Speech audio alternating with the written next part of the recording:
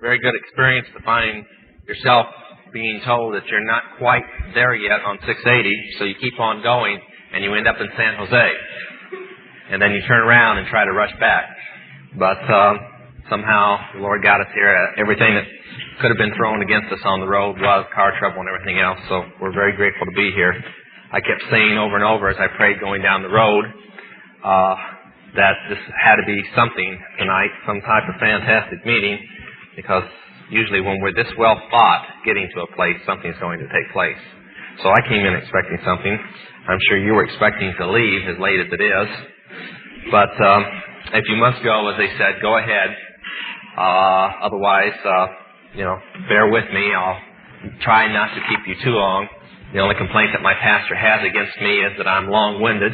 And the only complaint that another pastor had last Sunday night was that I wasn't long-winded enough. He wanted to go to 11. And I promise not to keep you that late. But anyway, I don't fool around, so I'll just start right out. I can only make you one promise that what I've got to say is the truth. It won't seem that way to some of you. It'll just seem that I'm either crazy or I'm the biggest liar and storyteller in the world. That's what our televisions have done to us. They've gotten us to a frame of mind that we do not realize the real world around us. When I talk in many youth rallies, many of the Christian schools, I start right out by tearing their television and rock idols down by personal experiences that I've had with them in the occult world. And then from there we try to build them up with real heroes, the number one being Jesus Christ. But I come from a family where I grew up having my own heroes. My number one hero was my great, somewhere way back there, grandfather named Francis Collins. Francis Collins owned the first ship that Puritans landed in here. It just so happened that 50% of the people on board were also witchcraft people fleeing from Scotland. And they were called the Collinses. They were all his family, and that's how all witchcraft came to the United States. So when I grew up, I was being trained how great my family was, that it was the second most important family in the Illuminati in the occult world, and that someday I'd be very important and so on. So I had my own heroes. And television didn't help much. The reason I'm so down on television is I grew up around the television world, on the insides of it. When I was just a teenager, Hollywood paid for my way out to California so that I could bring a couple diaries that belonged to my family that I had inherited by will as the last male heir of the Collins family. If you wonder why that fits with Todd's, the Collins family changed their name about 100 years ago to Todd to cover up some of the things that they had done. But I'm sure some of you will remember the show Dark Shadows. That was the show that paid for me to come to Hollywood to bring the diaries. Many of the scripts were taken from actual incidences in the diaries. And, for instance, Barnabas Collins was based upon a man named Francis Williams Collins, a Revolutionary War hero. When I was growing up in the occult world, we were always taught that we had been somebody else before. It wasn't good enough that we were the person we were now. We always had to be a dozen people that we were before. We had to deal with this life and all the ones we were supposed to have had before and all the ones we were going to have in the future. And I was supposed to be in Francis Williams Collins. So I said that's who they based Barnabas on, so I wasn't exactly the nicest guy in the world. I grew up this way. When I was 13, I was taken into what is called the outer court to be trained as a priest in witchcraft. That had been like your pastor who just stepped off, or better yet, more like the youth director or something. When I was 18, I was initiated a high priest. That would have made me the pastor. At the same time, I became draft exempt. I did not have to go into service, but a bunch of us smart-aleck young, I have to correct the pastor, not warlocks, but wizards and witches, went into the Army because we felt the Army really needed witchcraft. It just couldn't get along without us. And since the Army didn't think that they needed any chaplains that were witches, we just kind of went in on our own. So I went on in, along with a lot of others, and I never did anything, I guess, halfway. I got in Vietnam, found out I liked Vietnam so well, I was willing to re-enlist. In fact, I'd already signed the papers to stay for another tour in Vietnam when I became wounded in the last month of the first tour, and I was shipped back to the United States. My time was almost up, so I was discharged, and the same day I re-enlisted. I asked for Vietnam, and they said because of my wounds that hadn't totally healed yet, I couldn't go to Vietnam yet, so I got Germany. And I had re-enlisted for 6 years. And until the time of my re-enlistment, I always thought that witchcraft was just witchcraft. There was nothing more to witchcraft than just casting spells, and that we were smarter than the Christians and other religions because we really knew who the gods were, and we were born with spatial powers because our ancestors had passed them down to us, and all the little stories they like to tell us. Witchcraft was a little different at that time. When I first got into it as a young person, you had to be from a family that had generations after generations of witchcraft. In order to be a coven member at the time, you had to have 3 generations at least. While the minimum that I had that we could find was 7. So there wasn't any problem, and we knew it went past that where there weren't records kept anymore. But that was all witchcraft was. As I tell many people, when many of you were raised as Christians, and I guess that's why I can't understand why some of the Christian teenagers are the way they are today. If they were raised in this glorious gospel, why they're so rebellious. I would have given anything to have been raised this way.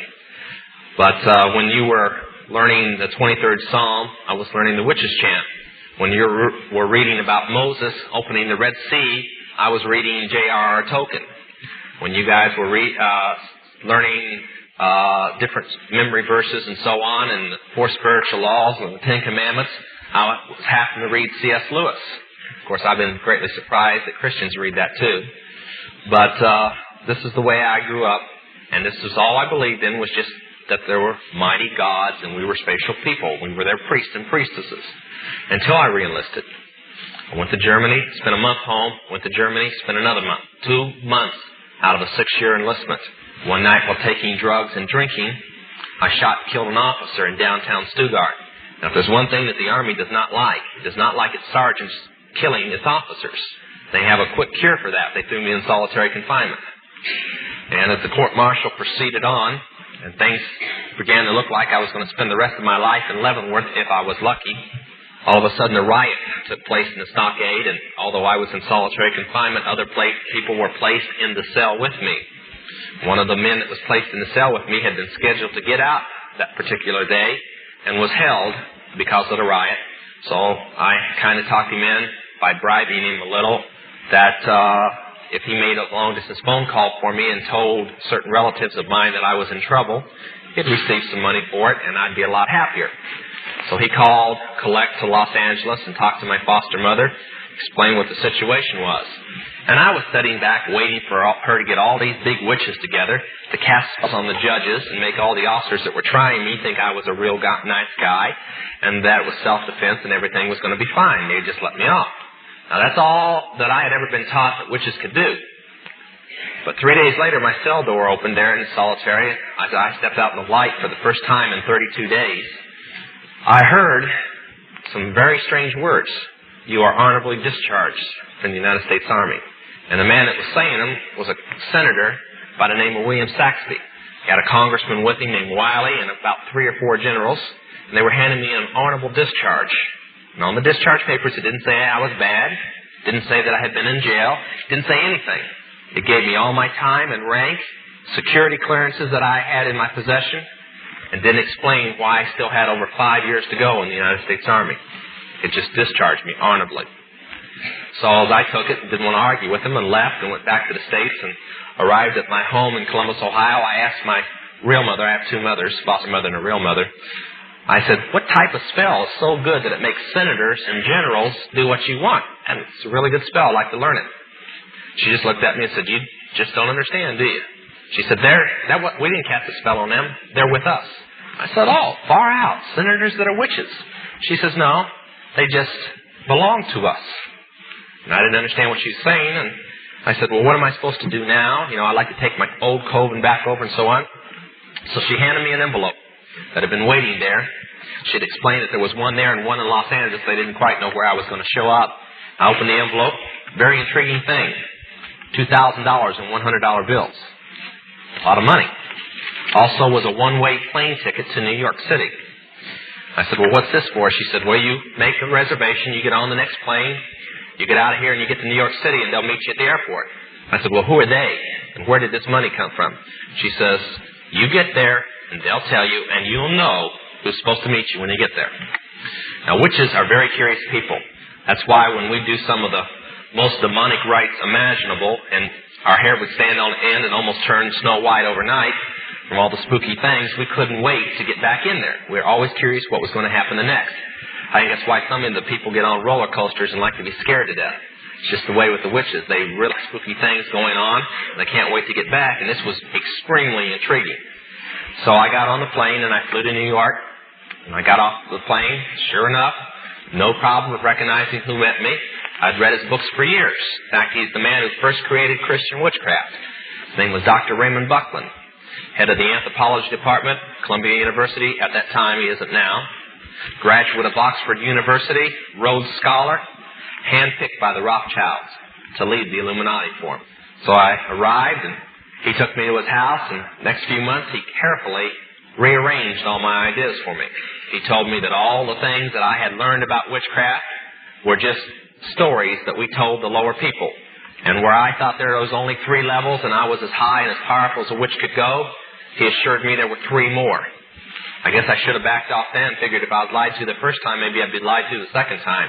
But as I said, witches have an incurable curiosity. They've got to find out everything. So I let him train me, and he explained to me that since I was a male Collins, I was in the Collins family, that I had a position to take. And that there was a board of directors called the Grand Druid Council, which contained 13 of the most powerful witches in the world. And that my place was on that council. And I said, oh, great. When do I take it? And he said, well, somebody just died. I kind of always wondered if he died or they shot him or something. You never can tell in the Illuminati. But he sent me to Los Angeles. I studied for 6 more months with my foster mother, holding kind of a temporary rank on this council, and then taking up to Colorado Springs and initiated. And I do believe that when I testified here at the last time, I explained who the person was that handed me the ceremonial knife for that ceremony. Another senator named George McGovern. You might, before the night gets over, start to realize that Washington isn't bad as you thought it was. It's worse. But the ceremony, by the way, was human sacrifice. And the leader of that ceremony that night was George McGovern. That's why when we did the broken cross, we drew his picture into the broken cross as a person practicing human sacrifice. But after the ceremony, I went down to San Antonio and decided that would be the perfect place. And I moved into San Antonio to watch all the drug traffic in the area, and I was given a 13-state area. That totaled out to about 65,000 initiated witches and wizards, priests and priestesses. Now that's just the staff of the church. That's not the congregation. So if there's that many ministers in that area, you can imagine what the population is. In California, whereas most of the Grand Druids have many states like I did, I had 13, California has a Grand Druid all to itself because there's that many witches in California. In fact, it's the most populated area in the world for witchcraft. And the Bay Area just happens to have the most. But anyway, this is where I lived. I only left it 8 times a year to attend what we called council meetings. Now, to give you an idea, Monday was one of those council meetings. They hold them 8 times a year. May 1st, they held a council meeting. And from our information, they held it in San Francisco. So you were kind of close to it this time. Things went along fine. I enjoyed the money, par. I always thought they were kind of weird because they kept talking about controlling the world. And I thought, let's stay back with witchcraft, this world government thing, they're a little weird. Witches are never going to control the world. And finally, on August the 1st, 1972, things changed. Courier from the London Embassy, a member of our United States State Department, arrived with a courier document pouch sealed with the crest of the State Department, brought it through customs, unopened, nobody could touch it, brought it in to San Antonio, and I was hosting the meeting this time. And it was on Latimus, August the 1st. The man came in, laid the pouch down in the temple room up in the casino building, walked out, and left it. He wasn't to know what was in it. The door was locked, security guards were placed on the outside, and Dr. Buckland took up what's called the Atam-Aid, the witch's ceremonial knife. He slit open the seal, unlocked everything, and took out 6 letters. We'd seen letters like this before, no big deal. They had the crest of the Illuminati, which is on the back of your $1 bill, so you can look at it later. On them, sealed in wax, red wax. The only problem was that the first 4 were standard business. They only contained checks, bribe checks and so on. Usually bribe checks start at about $500,000 to give you kind of an idea, and work up into the millions. But then they've got almost all the money in the world. Why should they worry? You spend a $5 bill and you panic. For what a $5 bill feels like to you, $1 million feels like to them. So believe me, they've got the financial strength to do it. The fifth one was totally different. It's very thick, about 30 pages, and it was handwritten. Now, according to the laws of witchcraft, if anything is religious, it must be written in a special ink with a dip pen, and the person who's writing it own handwriting. Nobody, you don't dictate it. It doesn't get typed up. Nobody writes it for you. Now, in the Illuminati, the Rothschilds are not humans. They're not just the richest family in the world. They are gods in human bodies. More or less the counterfeit of what Jesus Christ was when He was on the earth. They're the sons and daughters of Lucifer in human body, and his wife, and so on. So that this council that I was on is the private priesthood of those gods. And when those gods talk, the priests listen and the priestesses listen. Then they tell political people. That's why a handful of witches have so much power over so many political people. Because they're simply just like a tape recorder for some very powerful people that everybody else considers to be holy and to be gods. So we opened this one in Philip Rothschild's handwriting, and it would have been the same to, well, it was like, the gods sent their own private message. So we opened it up. Dr. Buckland started reading it. It's a chart.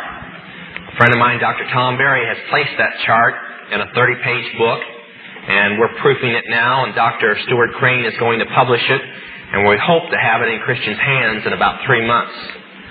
It's a step-by-step plan beginning in 1973 at the first of the year to the end of 1980 to take over the world by taking over the United States. Now, before you think that that's impossible, I've watched the news over the past 5.5 years, and they're not only on schedule, they're a year ahead of schedule. And when I told people this 5 years ago, they thought I was crazy, like a lot of people think now. When I told them that we were supposedly not going to have any fuel, although we were going to have it, and that the gasoline prices were going to go sky high, I even told them a crazy story that the farmers were going to go on strike and the coal mines were going to close down. Now, I wonder where I could have gotten a crazy idea like that. And I was saying it 5 years ago. Only when I went on the East Coast this time, nobody was laughing because they were getting cut back on electricity and people were only working 20 hours a week because there wasn't any coal. So after reading this, I thought, these people are really crazy. Crazier and crazier. But I stopped laughing when I read the 6th letter. It was in Philip Rothschild's handwriting too. Now before I tell you what's in it, I want to say something. The Mormon doctrine and the witchcraft doctrine are almost identical in how the world began. According to the witches, Lucifer chose his son and his daughter, which were married, to come to the world and lead the rest of his little kids down here. Believe it or not, they're supposed to have landed in a flying saucer. And they landed here, and man was just more or less assuming their shape from apes, and they intermarried with man, and that's how, the original people were the witches that arrived, and their children became the witches, and the ones that they didn't marry with are the mortals. If you remember Bewitched, you remember the doctrine of witches and mortals. Now, that may seem a little crazy to you, but they firmly believe it. And that Adam, who had the ability to turn back into other lives again, like everybody else did not. Because when the evilness of man settled into the garden, and that's why the garden was bad, there's no original sin according to witches. And Lucifer had planned to come and live on this world along with his children, but he couldn't because of all the evilness of man.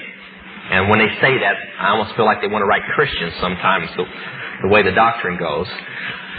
But Adam would come back to bring peace to the world and to unpollute it so his father could come back. Now that's their doctrine. And when the 6th letter said, we have found Adam to be in the world and he is ready to make peace so that his father can return. I knew enough about revelations in the Christian Bible to say, hey, I'm in the wrong camp. And I asked a very stupid question at that moment. I said, isn't this in the Christian Bible? Now, witches teach that the Christian Bible is an absolute lie, created by the god of evil named Jesus. Okay? So when I asked that, I almost got lynched. Sometimes more or less like the Christians like to do when I'm 2 hours late. I got to get you to laugh somehow. So I said, well, I'm just kidding. Don't worry about it. I was just joking, trying to lighten things up. They calmed down. I left, did some more drugs. Now, I was doing about $150 a day worth of crystal speed at the time.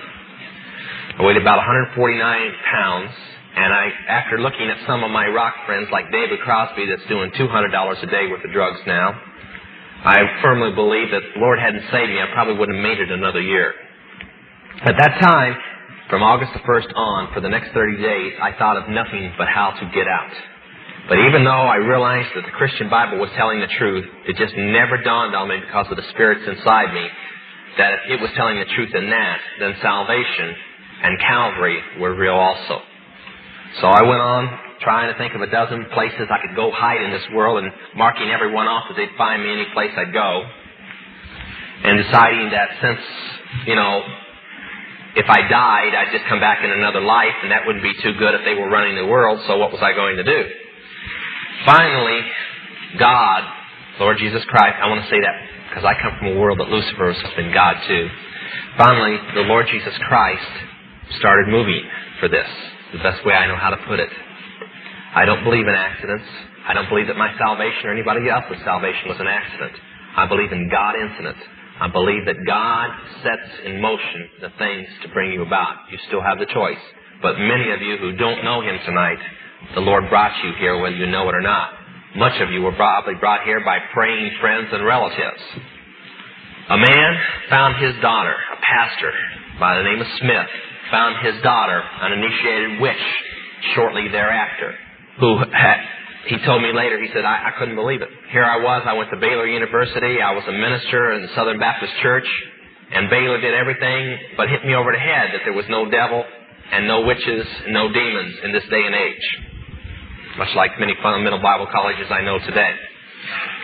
He said, so I had to relearn all over again. Instead of taking man's idea, I took the Word of God. I found that Deuteronomy 18, 18, 19, and 20 gave a list of witchcraft in the occult world. And that Acts 16, 16, 17, 18, and 19 gave the power over witchcraft. What its power was, and how to handle its power and the power over it. Which is the taking authority over the devil and the demons that are in witches. That's how they get their power.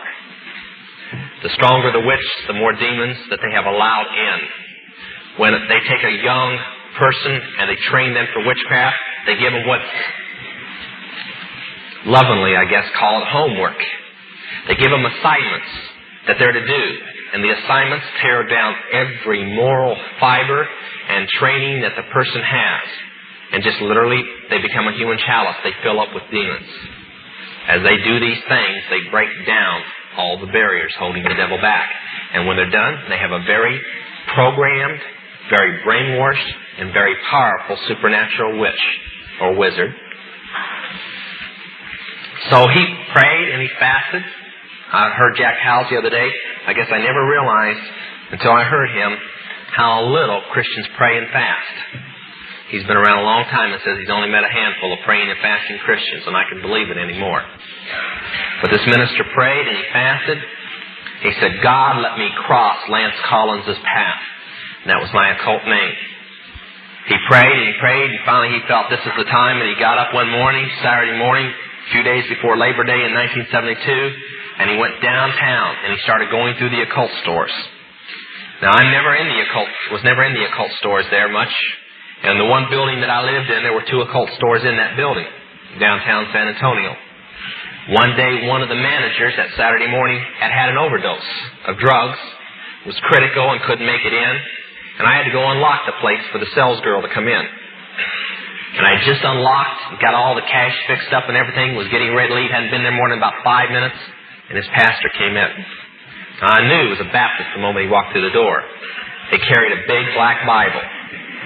You have to be in southern Texas to understand. They don't go any place without a big black Thompson or something like that. You carry Schofields up here, they carry Thompsons down there. As one pastor says, I like a rapid-fire Bible. But he came in, and I remember telling Linda, the girl that was with me, oh boy, here comes trouble. he walked up and he said, I'm looking for Lance Collins, and kind of braced myself, and I said, I'm Lance Collins, can I help you? And he said, well, I want to tell you about the love of Jesus. I said, I don't want to hear it. I don't want to hear it. You take your Christian garbage and you go somewhere else. I remember the words very distinct. So he started preaching anyway. They figured he was there. He just dug his heels in and opened up.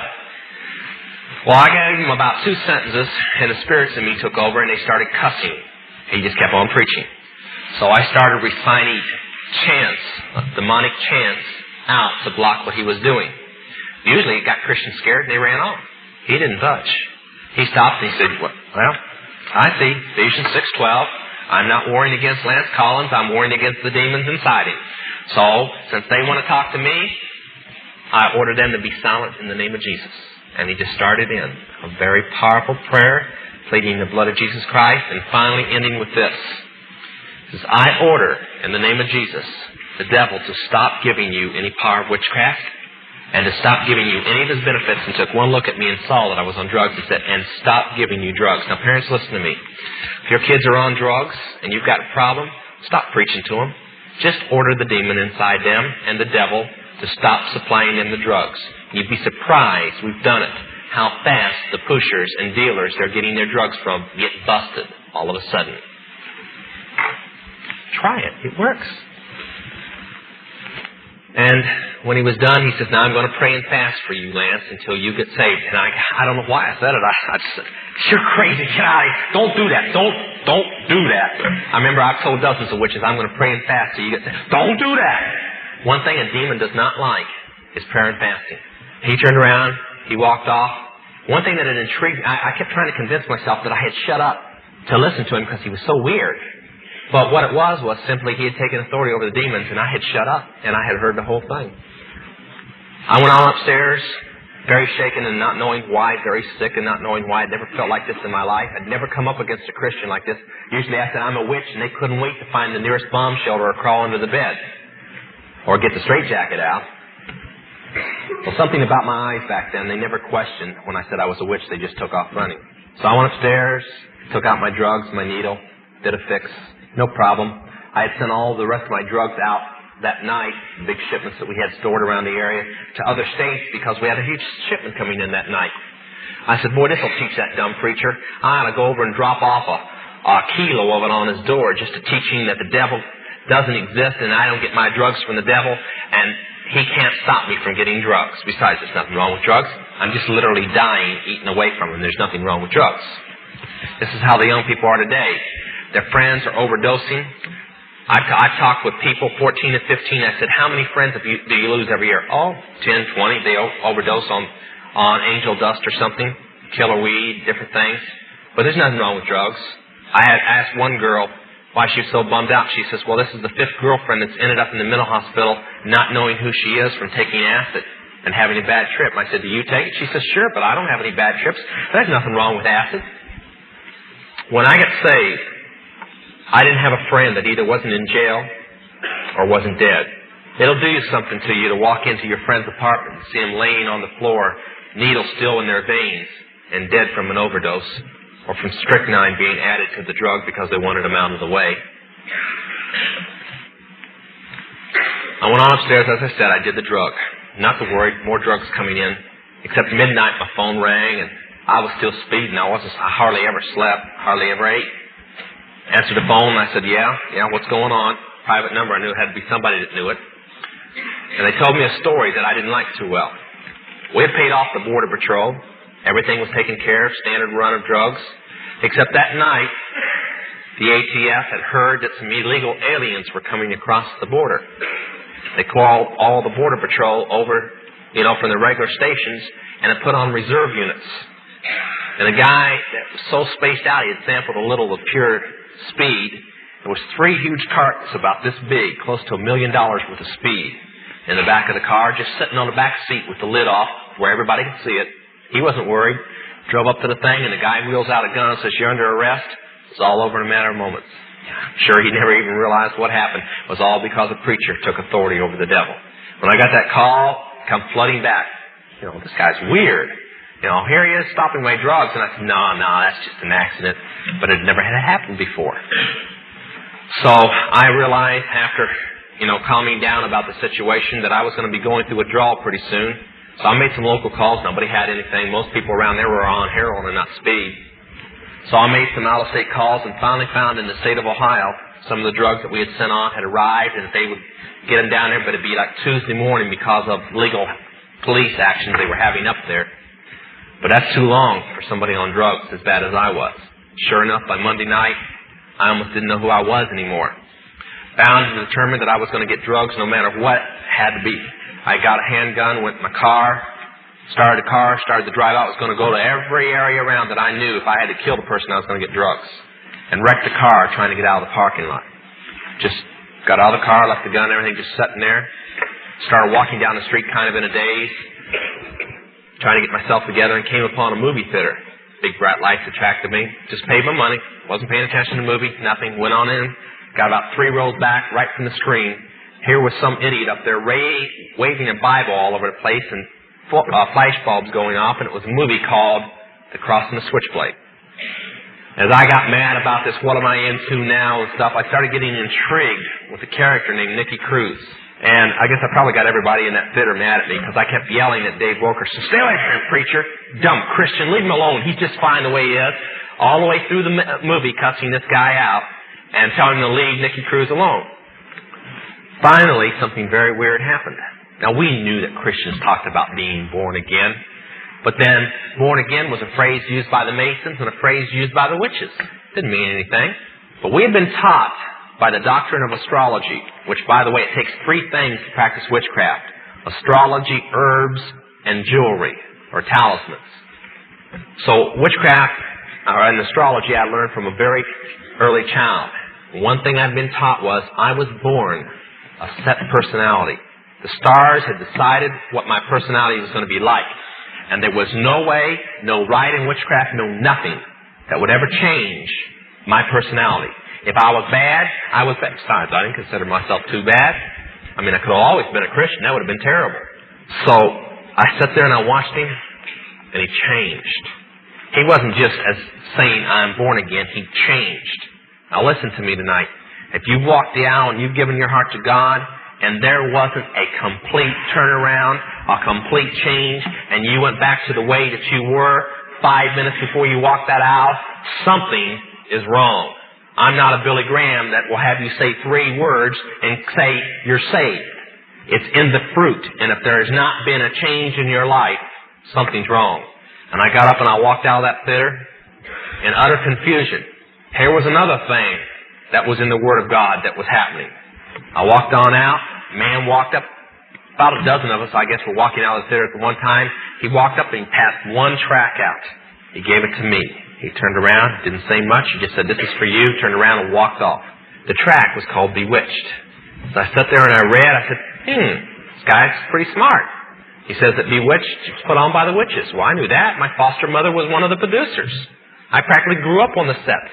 I sat there and I watched the rest of the track, Ouija board being run by demons. Well, we knew that. That's why witches didn't use Ouija boards. We let the Christians use it. So I read on, but the one thing I could not get over was this hell thing with the flames and the devil, because witches don't believe in the devil. Satanists do, not witches. So I said, this guy's so right, but he's probably just a dumb Christian. Threw it in the water, walked on. Started to go back to my apartment, got in the casino building, heard the music coming from one of our nightclubs there called the Club Aquarius, decided to go on over. Nobody there that I knew except the staff, so I went on back and locked the door to the manager's office and I sat down. I said, I got to think this thing out. I'd like to talk to a Christian. I was talking to a man on the phone today, Jack Chick, and he was going over all the people that he had found in his investigations that were on the Illuminati payroll that were ministers, supposed to be fundamental ministers. And I said, yeah, I know, Jack. As I sat in that manager's office that night, he knew my testimony. I said, my biggest problem was I spent 2 hours trying to think of a pastor in the town that we did not have on our payoff. Well, there were pastors. That's why I didn't know them, because they weren't on our payoff. And finally, I remembered that just the night before, one of our witches, which was a prostitute in the area, in downtown San Antonio, had come in screaming in the Club Aquarius, and I wasn't in the mood to hear any screaming, particularly from her at the moment, going through withdrawal. But she was complaining that she was going bankrupt. And what the problem was Well, her area was over by the Greyhound bus station. She'd be over there prostituting. And some idiots from a Christian coffee house would come over and preach to the guys, and she would proposition them. That can really put you out of business. I mean, no serviceman's going to walk off with a prostitute with somebody telling them about hell at the same moment. So she decided we had to do something about the place, and I told her to get lost, but I remembered it. And I said, well, that's only 8 blocks away. It's only 2 in the morning. Nobody'd be in bed at 2 in the morning. Which is the night people, you know. Took off walking on over there. The place had a reputation of its own. Just 3 months earlier, it had been a burlesque place, show bar with strippers in it. Baptist preacher said, enough is enough. We don't need this down here. He goes in, jumps up on the bar stool, up on the bar, shoves 2 strippers in the middle of their act off the bar, and starts preaching. 15 minutes later, the 2 strippers had pulled the curtains down off the wall, wrapped them around them, kneeling down at the bar, giving their heart to the Lord. They're still Christians this day, by the way. I know them. The man and woman that owns the place is praying, giving their heart to the Lord. 3 members of the 4-piece band are, 2 of the 3 bartenders, and about 15 of the customers. That's a quick revival. I'd like to have that quick. So I went on over there. Now, they had turned the deed to this place when they got saved. This is what I mean about a change in your life. They could have rented the building out. They took the deed, and they gave it to one of the Baptist churches in the area and said, do what you want with it. Just turned it into a Christian coffee house. What better way? So I went over, opened the door, and it was supposed to close at midnight according to the sign, but the door was unlocked. So I went on in, and one guy was there, bent over the Coke fountain. You know, they changed the booze over for Coke. That's what some Christians haven't done. And he was sitting there working on the Coke fountain, and I went in and we started talking. And he started witnessing to me. Now, I have nothing against the 4 spiritual laws or any set plan like the Roman trail or anything like this. They're fine. They've won thousands of souls. But that particular plan didn't mean anything to me. I wasn't even interested in it because for mainly I didn't believe totally the Word of God. And I wanted something that would deal with my immediate problems. And I wasn't hearing anything. Finally, he realized that he needed some help, so he called up his pastor. Now, as everybody knows, nobody calls their pastor at 3 in the morning, do they? No, just all the time. So he called him up, and the pastor says, well, we've been praying and fasting for this guy along with some other churches. We'll get right on him. I imagine he probably called up a bunch of people. And he come back and he said, now, Lord, this is out of my hands. The man's name was Claude Elmer. He said, this is out of my hands. I don't know the first thing about witchcraft. I don't know the first thing about the devil's kingdom. But you do.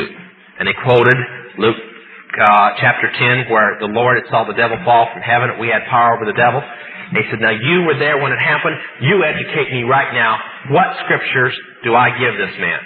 And he said, I'd like to read you something. He opened his Bible to 2 Timothy 1:7. It is the best scripture in the world to witness to anybody in the occult.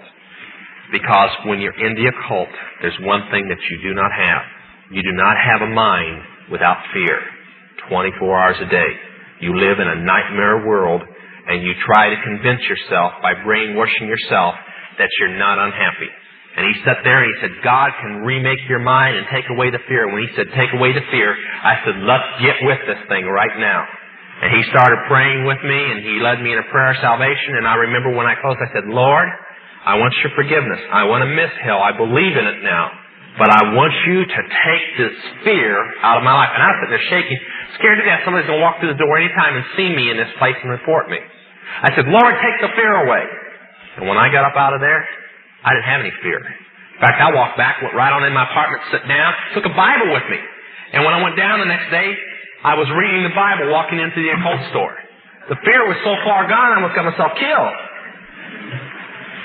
When God does it, He does it right. Now, we've been trying to minister to people in the occult for a long time. We've really been spinning our wheels for 5.5 years. We've gotten about 500 people saved. About 50 of them have been killed. When I was here last, we've been in prayer for 2 weeks about a new idea that we felt would work. And that was a retreat for the occult to go to. This Monday, on their New Year's Day, couldn't have been arranged better. We didn't do it on purpose, but it was perfect. While their grand jurors were meeting, our rehab center opened. First candidate is already in it. Right now, coming from Maryland, is a girl that's the second most powerful person that had ever left the Illuminati. Philip Rothschild's own girlfriend, teenage girlfriend. leaving, left of the occult, from the 11th richest family. Found out about the house going to be opened before our plan to release the news through Chick publication tracts and the phone numbers to go with it ever came out.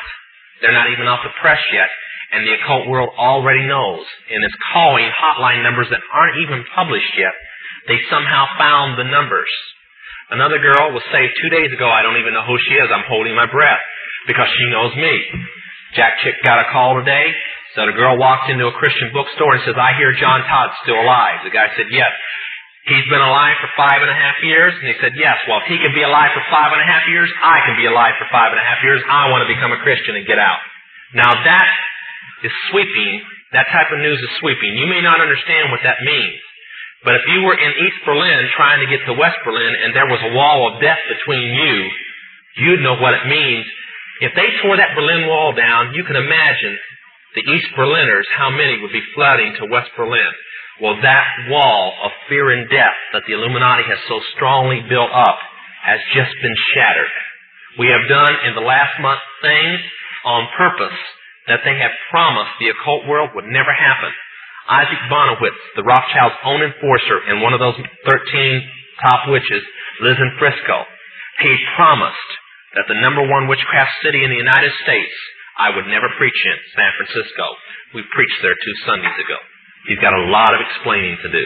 And the word is getting around. We need your prayers. There's a revival breaking open in the occult world now. They have gotten the word. There's a way out. I'm just going to have to start praying for 3 or 4 more buildings. Because if this carload gets here, we're not going to have much more room. We got a 4-bedroom house. It can fill up pretty quick with a bunch of witches in it. So, by the way, we need your prayers just for that. You've never been in a situation where you have about 15 witches all around you at one time, all with different problems. My poor wife, she couldn't come with me tonight because she's setting up trying to get this one girl through it right now. So we do need your prayers. I want to thank the people who did take envelopes and sent them. I think something like 500 envelopes were taken that night and we received them. But those 10 helped get that house open. And I want to thank the people who sent them. But I'm asking your prayers. We need your prayers. Now, as the pastor comes up, I want to say a couple words. You may not be in witchcraft. You may not think that this message has anything to do with you, but you're missing the whole point. I was in a world where it was impossible to become a Christian, and Jesus made me one. I was by one of the girls that I used to live with when I was in the occult world. Recently, she was at a very important witchcraft meeting that we happened to find out about, and I pulled into the parking lot for a few minutes to see who was there. And she walked by the car and had a couple Christian brothers with me. She looked in the car and just smiled and kept on walking. Never recognized me. That's the difference between the way I am now and the way I was then. When the Lord changes you, He totally changes you. Now, we give our testimony for several reasons to show that no matter what, whether you were raised a Christian and you know all your life, or you were raised in the worst frame of life, it's still the same miracle. God still saves you just the same. Sometimes I think it's harder to get the PKs and the Christian kids saved than it is the witches. But at the same time, we try to flag you down from going the same direction we went, with drugs. You'll never know the feeling to lose so many friends that should be with you today and so many loved ones because of drugs that we kept convincing ourselves was all right. This isn't some preacher getting up here and telling you that's never been in it. I wished I had a half hour to talk about the worst thing that the occult world ever planned out and carried out. That's called rock music. But I'm going to say 2 quick things. Parents, the rock music does not belong to you, your kids. If your kids are in your home, it belongs to you and you're answerable for it. And if you want to believe they're garbage, that it's all right, and you want to forget things like Kiss saying that their real name is Kings and Satanic Service, and that rock music is actually satanic spells being cast and being planned by the Satanist church, and that's a direct quote, then you go right on ahead. Right now, one of the Manson family girls is in trial, and she said the #1 thing that the occult world used to brainwash them was Beatle music and rock music. If you want to leave it in your home, I won't go into details why you can't, but if you want to leave it in your home and all the demons that it attracts, fine. If you want your kids to buffalo you, that it's all right. But I recommend you go home today, get a cardboard box, and break the records, and burn those covers, and get it out of your home. And you'd be surprised at how fast your kids come around after they finish throwing their 2-year-old tantrum.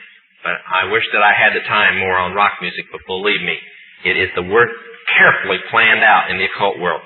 We spent $8 million to produce Jesus rock music and paid the man who started it, named Chuck Smith, just because Christians were destroying rock music and we were afraid that it would be banned from the Christian church. So we carefully put it in the form of Christian rock music. So if they would spend $8 million to keep rock music in your hands, then the hardcore rock must be even worse. And it is. I'm going to... Okay, Pastor. I don't mind. I drove all day so I could say these things. I was the manager of Zodiac Productions, which Zodiac Productions, its name's been changed since then. I'm not even sure what they call it now, but it's the largest music conglomerate in the world. It owns RCA Records, Columbia Records, Motown Records, owns almost all the concert booking agencies in the United States. And that's not even the name of the company that owns it. The name of the company that owns it is Brenner Enterprises, and Brenner Enterprises is owned by Chase Manhattan. Chase Manhattan's owned by Standard Oil, and Standard Oil is owned by the Lords of London. You can track it on back. You kind of get the idea after a while. But I was the managing president of Zodiac Productions. It's one of my jobs as being one of these 13 people. Thus, I got to know many of the people who produce music and sing the music and play the music that you play. Recently, one of the top people in rock music from the group, can't think of the name of the group now, it's one of the top rock groups still in existence that's been around a long time, was just saved. And he told how when they'd play in their concerts, they would control, through witchcraft spells in their mind, the people to do different things in the audience. And that they'd work the audience up not with their music, but with their mind and their music combination. Now, one of the closest friends that I got during that time that I obtained was a man named David Crosby. Crosby, Still, Nash & Young. And I saw David the day before Christmas last year, talked with him. I got him away from this witch that he had with him. He told her to go shopping. We were in West Hollywood, and I was witnessing around to people I knew. We went off in this store, and we started talking. I said, David, I'd like to ask you a couple questions. I said, I already know the answers, but I've been gone for 5 years. I'd like to know if certain things are still the way they were when I left. I said, now I'll have to explain some of this when I'm done, because you're not going to understand it all unless you know something about music. I said, do they still take the master to the temple room? Dave said, yeah. I said, do they still have the coven conjure demons into the master? He said, of course. I said, now, I got to know something. What's the main reason for rock music? He said, come on, Lance, you know what the reason is. I said, please, David, I don't want to guess. Tell me what the main reason is. He says, the same as when you were in, so that we can play spells on people that we couldn't cast spells upon. I'll explain what that means in a minute. I said, okay, one last thing. I've been hearing that you must be an initiated witch now to get a record contract. He said, that's right. He says, many of us that weren't total witches have to be witches now in order to produce music. I said, thank you. The master is a tape about as big as the top of this podium that looks like an overgrown 8-track that the album is cut on and is placed in a machine that produces and presses the records and the 8-tracks and cassettes that you buy. After it's been recorded, it's taken in. This is why a master's cut months in advance before it's released. On the full moon, it's taken in to a temple room about the size of this auditorium that is in every one of the major music companies, behind locked doors up in the executive offices. And it's placed on an altar sitting in the north of the room and a pentagram engraved in the floor. And 13 hand-chosen witches and wizards and a coven come in and conjure a principality or a power up, usually Regia or something like that, and order him to tell the demons under him to follow every record and every tape coming off of that master. As I tell many Christian parents, you can go home and count your kids' records, probably yours too, and count how many demons at least are there. If that's too hard for you to believe, I'm sorry. That's why they do it. Now listen to me. This is why rock music's addicting. Have you ever seen kids that got rid of their music? They go around like this. They can't wait to find a rock station somewhere and they sneak off just like getting a cigarette or a fix because it's addicting. That's why they can't give it up. The rest of the conversation was this. You can't cast a spell on a Christian, but you can get a Christian to cast a spell on themselves. If you give the permission for the spell to work, being a Christian won't block it. And rock music is not just a song. It is supernatural music that which is carefully designed by their spirit guides or familiar spirits in the form of spells. Now, although the devil's music's power is the music and God's music is the words, much of the songs are written in what we call witch language. Give you kind of an idea. Many of you talk on the CB, unless you know what a smoky is, and a 10-4, and a front door and back door and rocking chair and these type of things. You don't know what you're talking about. Same with witches. When you're in the first and second level, you have to learn over 2,000 words that said by anybody else means something totally different than when you say them. Elton John has said he's never written a song or sung a song that wasn't in which language. And I want to show you something. See how many kids in here, be honest, and adults. How many remember and have heard at least several times a song called Hotel California? Somebody tell me what it meant. Quickly, somebody tell me what it meant. Huh? That's pretty close. But from the words, what did it mean? Well, that's more of a guess. See, most people can't tell you. That's why when people do drugs and they listen to songs in which language, they get some of the meaning. But most of the time, they can't tell you. Stop and think how many songs are out there that you really like, and you don't have any idea what the person was talking about. Beyond the Yellow Brick Road? How about The Destroyer by Kiss? Can anybody tell me what it's about? Kiss said in it, kids, kill your parents. They're talking about Helter Skelter. Beatles sung Helter Skelter in which language? Nobody knew what it meant. Manson did because he belonged to the process. Helter Skelter is a several thousand-year-old word. And they're believing that it's going to happen in a year from now, from this very date. Most of the music is either about Helter Skelter or a place called the Night Winds, which is what Hotel California is about, and different doctrines of witchcraft. You listen to them, your parents let you listen to them, and they have no idea. Kiss openly bragged how they were gaining control of people through their music because the people played their music. They told how they didn't form their own group. Their church, because they were ordained ministers of the Satanist church, placed them together. And that's how most of the music is done. David Crosby, when him and Crosby, Still, Nash & Young produced the record Two-Way Street, they ordered the principality of Medici to order demons of rebellion to go into the record, and everybody that heard it would be rebellious against law and order and government. And it was one of the reasons for the great upheaval in the 60s was that one album. And they take open credit for it. I can go on all night, but that's mainly it. Parents, get this stuff in and destroy it now. I guarantee your kids will straighten up. They may pout for a while, but they'll straighten up. Okay? Sorry it's so late. All right. We've had live action here. We're a bunch of night owls now. This ain't nothing. How many of you believe he knows what he's talking about when he talks about rock music? Huh? Not enough of the kids, I'm sorry to say. Yeah. Well, I sincerely believe he knows exactly what he's talking about there. And I hope you'll listen to him. I hope you'll hear where he's coming from. And if you continue listening to that junk, where you're going.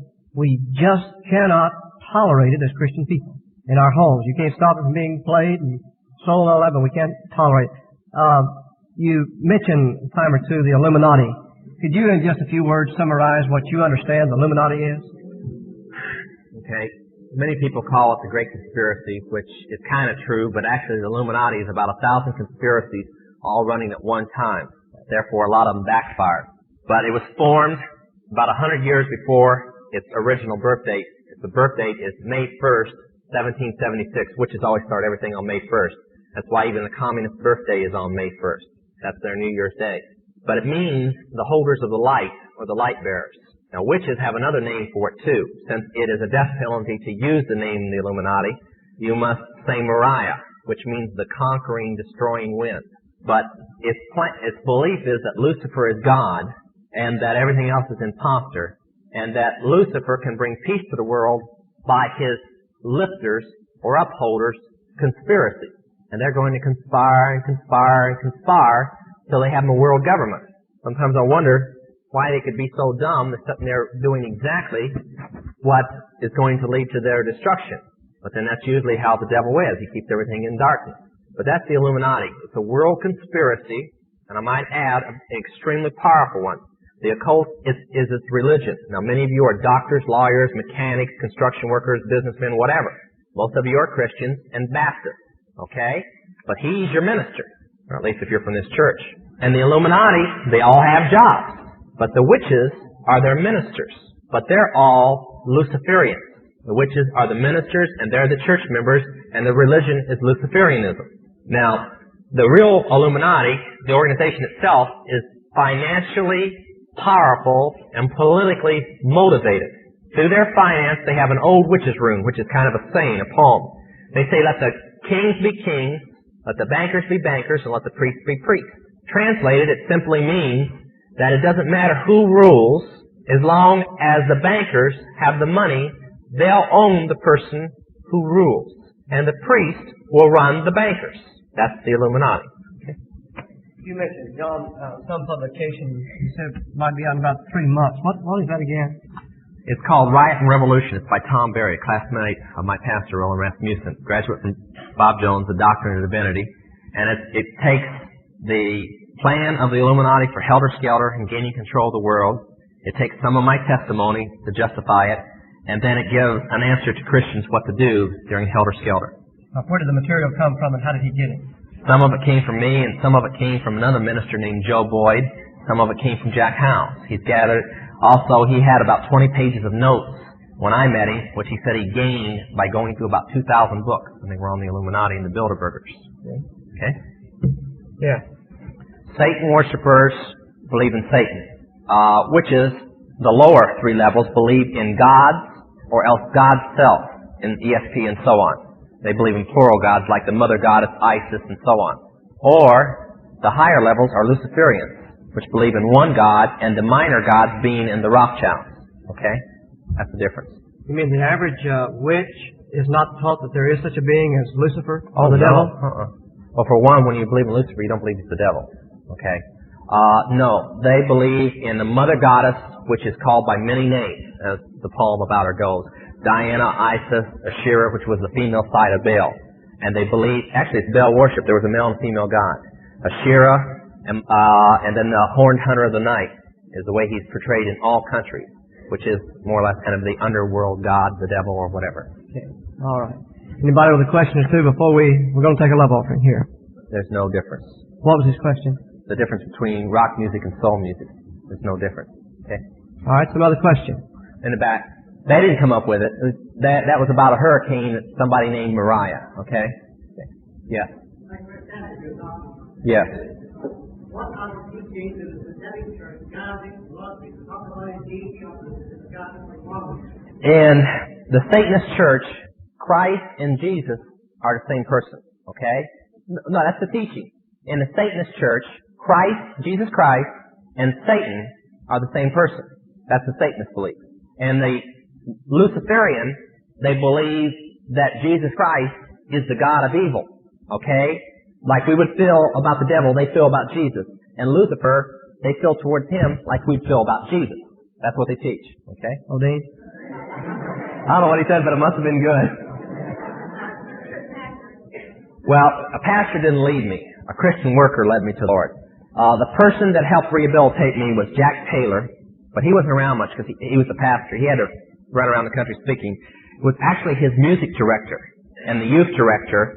Ann Rowitz was the youth director, and the music director was Malcolm Granger. And I stayed with Malcolm, and him and his wife worked with me, and the youth director worked with me quite a bit. But I don't envy him. I've sat back now, and I guess I kind of blocked my mind out how bad I was. But watching all these kids go through rehabilitation, man, that was no easy job. They had to be on their knees a lot, I'll tell you. Black Sabbath. Talking about the music group or a Black Sabbath? Well, the music group got its name from it. A Black Sabbath is a witch's Sabbath. Okay? It comes 8 times a year. Beltane, right, you get the first part, Beltane is their New Year's Day. That was May 1st. Okay? Halloween is Shaham. That was also one of theirs. There's 8 of them. Okay? And they come around the year, and it's more or less their big party day. They're super days. Now, if they're in the human sacrifice, they also do human sacrifice at the time. But it's a big time to have an orgy and a big drug party and this type of thing because everybody wiped out. That's the witch's Sabbath. Don? Well, not the Satanist church, but the witchcraft church is. A very, very powerful witch has a song out about witchcraft now called The Force. His name is Tom T. Hall. I just heard a very sick song recently somebody let me hear.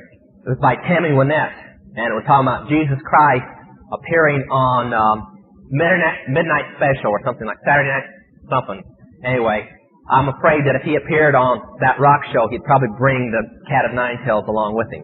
But some of the music, if it wasn't for witchcraft being behind rock music, I'd hate country the most. Because I don't see how Christians can listen to it when it's talking about adultery and fornication, getting drunk, cutting people up, running around with everybody else's wife, and things like this. And that's all I ever hear on it. Okay? Well, Well, that's what they were referring to. Yeah, they did. No, I'm not going to tell you.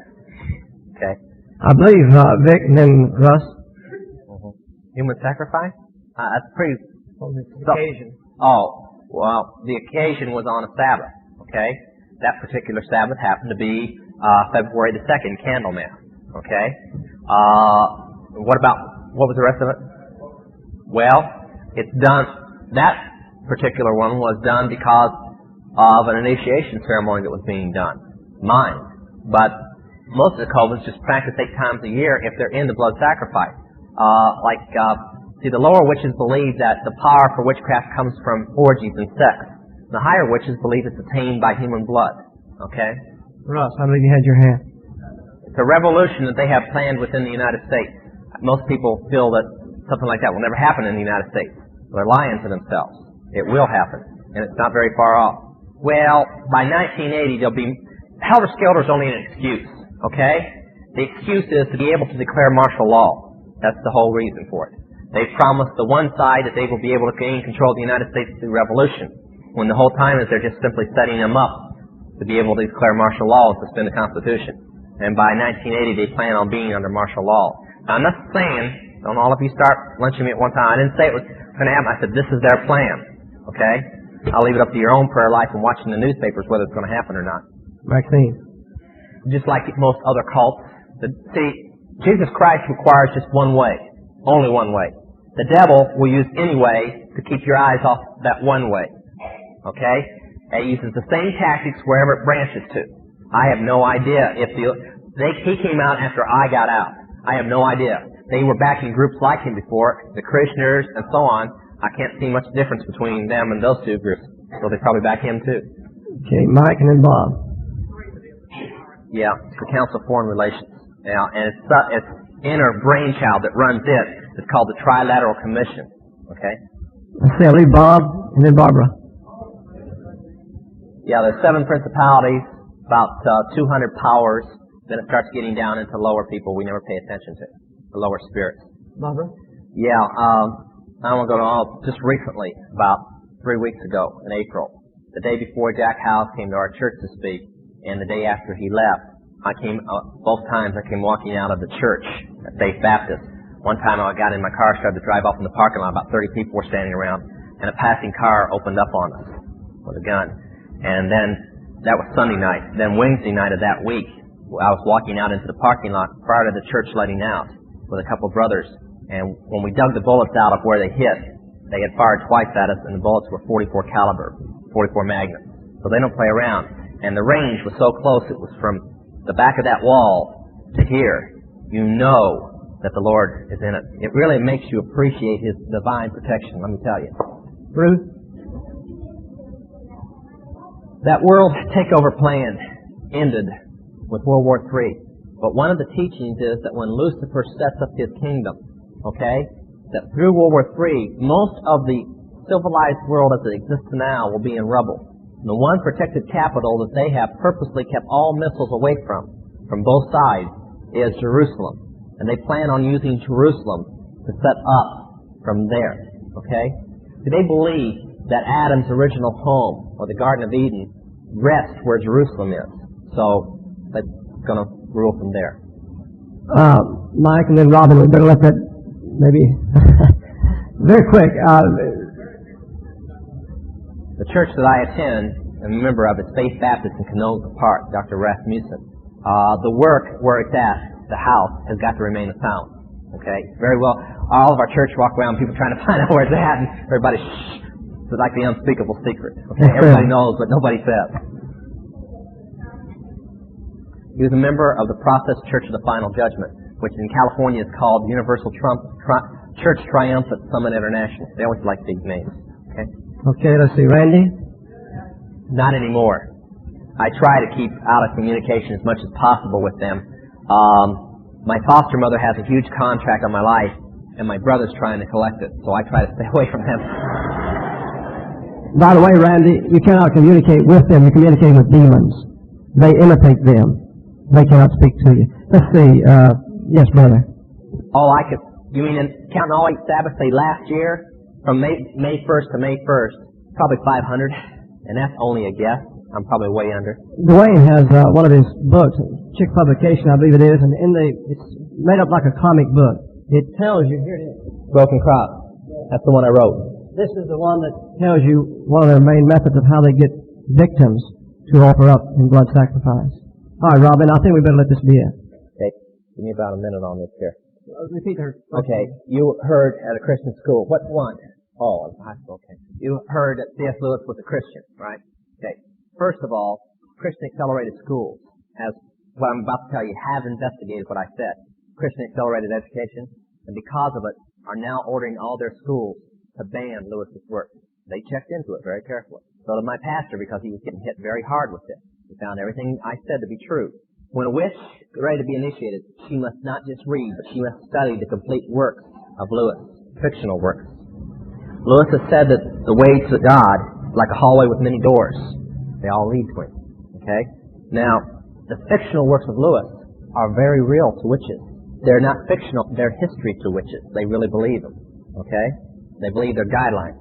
Now, Lewis was a member of the Golden Dawn. Now, that's been proven. Along with a fellow brother of the same coven named Tolkien, who wrote The Hobbit.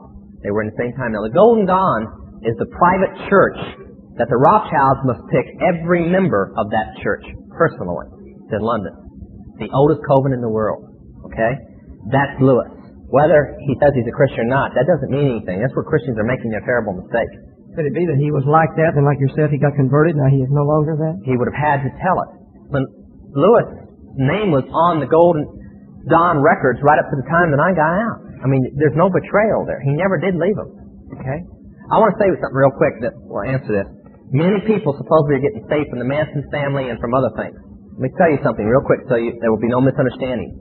You come out of the occult, you come out of the Masons, you come out anything of the Illuminati.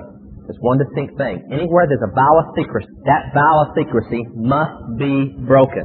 Not in part, complete. When somebody breaks their complete vow of secrecy, they're out. But until they do, they're not out. Okay? Charlene, this is it. That's right. Written in double what? Witch's language.